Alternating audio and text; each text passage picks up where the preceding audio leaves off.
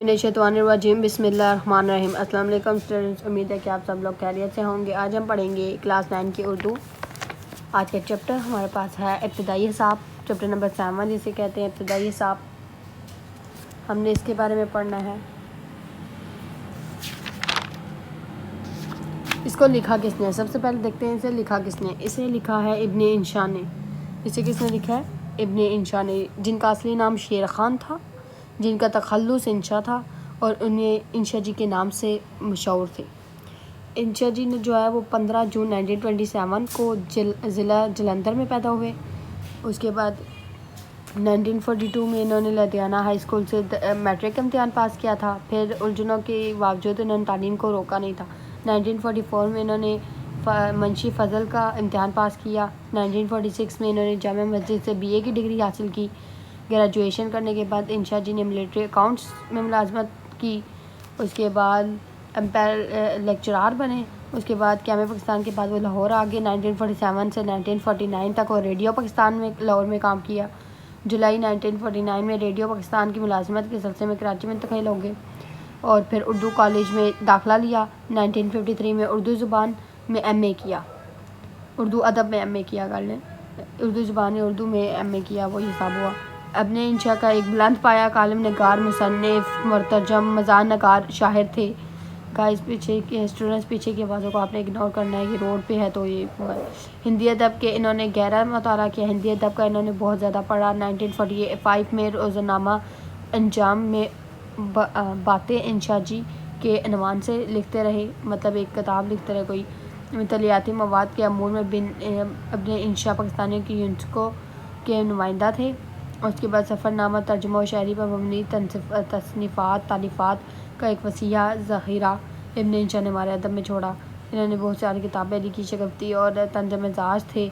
उसके बाद उर्दू की आखिरी किताब इन्होंने लिखी तंज़ और मज़ाहिया वाली एक नुमाया किताब की हैसियत हामिल की। उर्दू की आखिरी किताब इन्होंने लिखी थी जिसे एक तंज़ और मज़ाहिया अदब का वो कहा जाता है। 11 जनवरी 1978 को इब्ने इंशा लंदन में अपने हाल की हकीकी से जामिले मतलब वफ़ात पा चुके थे। इब्ने इंशा की शायरी का बड़ा दर्द, सोज़ और गदास है, लेकिन इनकी तसानीफ़ के नाम ये है। चांद नगर, इस बस्ती के एक कोचे में शायरी मजमूए, बिलो का वास्ता, बच्चों की नज़में, दुनिया गोल है, आवारा, गर्द की डायरी, उर्दू की आखिरी किताब। उर्दू की आखिरी किताब जो है वो आखिरी का वो था। चले हो तो चीन को चले, चलिए चलते हैं तो चीन को चलिए। इब्ने बतूता की ताकब, सफ़रनामा, सहर होने तक। इंशा जी के बहुत सारे, इंशा जी के खतूत भी हैं कि खतूत, नगरी नगरी फिर मसाफ़िर, ये इन्होंने सारी किताबें लिखी।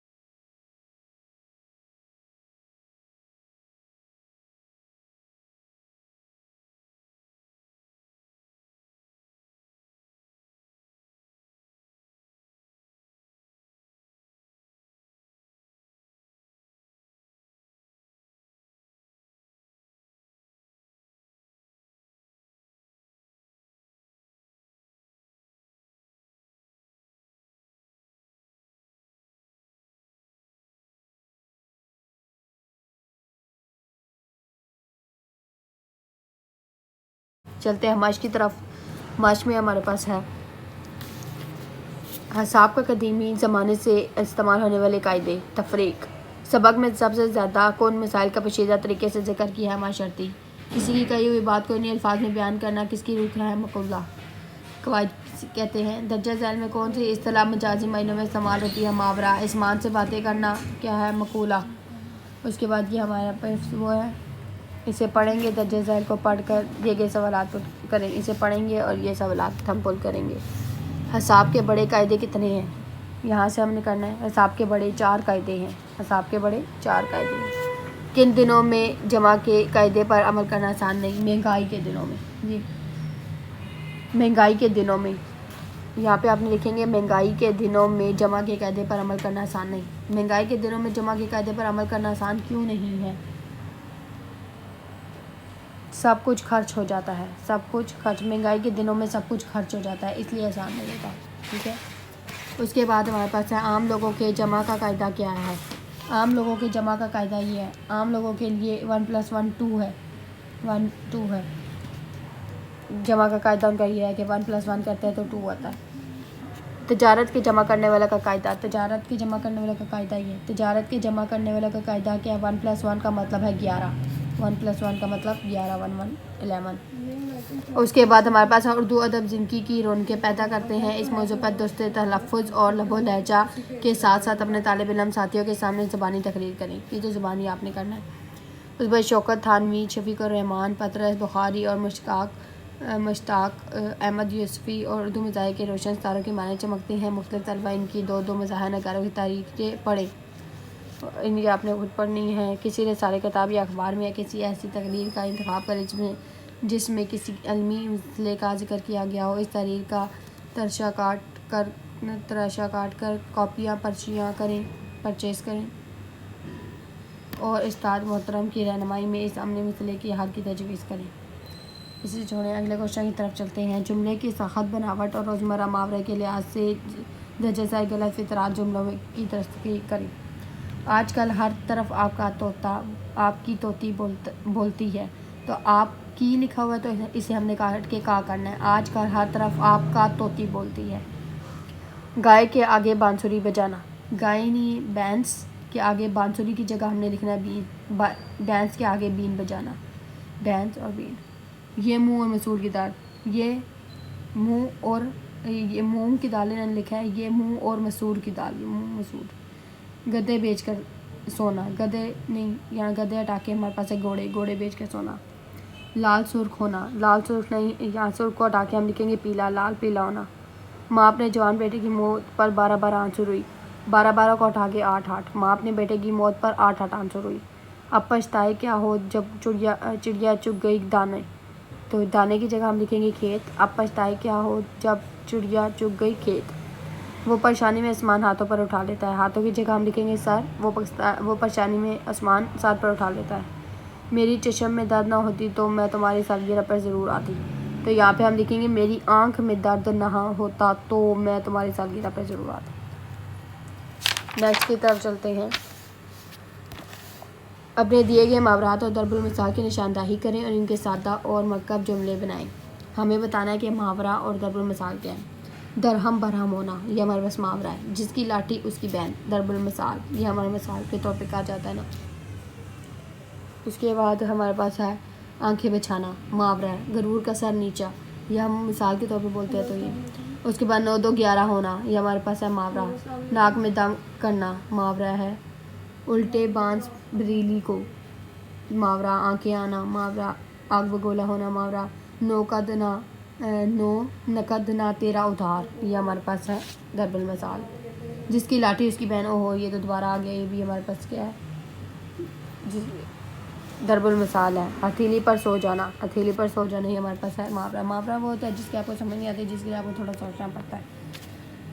उसके बाद आ जाते हैं साबके और लाभकों पर। दर्जे चल साबकों की वजह से कम 3 बनाए, लाभके भी हैं 3 बनाए, तो हम देखते हैं सबसे पहले लाभके और साबके।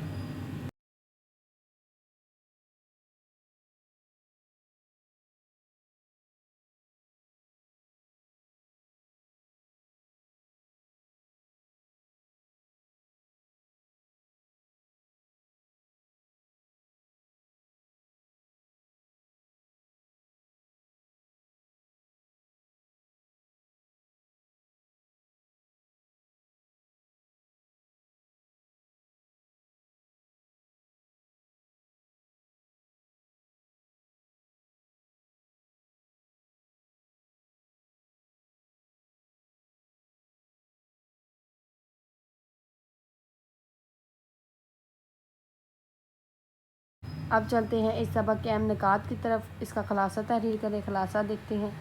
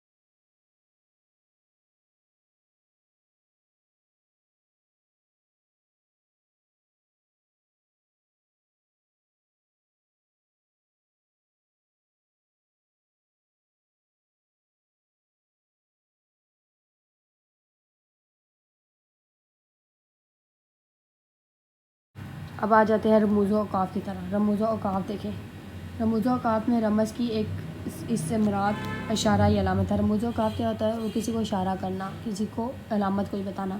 रमूज़ औक़ाफ़ जमा है वक़फ़ की, इसका मतलब है ठहराव।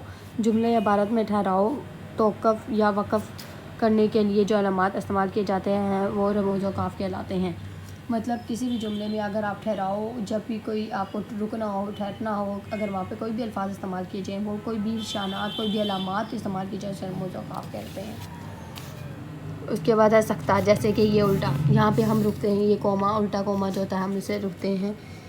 इस एक ही किस्म के दो से ज़्यादा कलमों में मुख्तसर तरीन वक़्फ़ या ठहराव के लिए अलामात। जब भी ये देखें, जैसे अकरम, अहमद, असगर, अदनान, ये सारों के नाम हैं तो इस वजह से इस पे कोमाज़ आए हैं। सख्ता है। वक्फ़ा, जब ठहराव सख्ते से ज़्यादा हो, जब हमें सख्ते से ज़्यादा रुकना हो तो हमें ये वाला वक्फ़ा डालना पड़ता है। जैसे जो बोओगे, देखें, सो काटोगे, थोड़ा ज़्यादा इस पर वक्त था ना।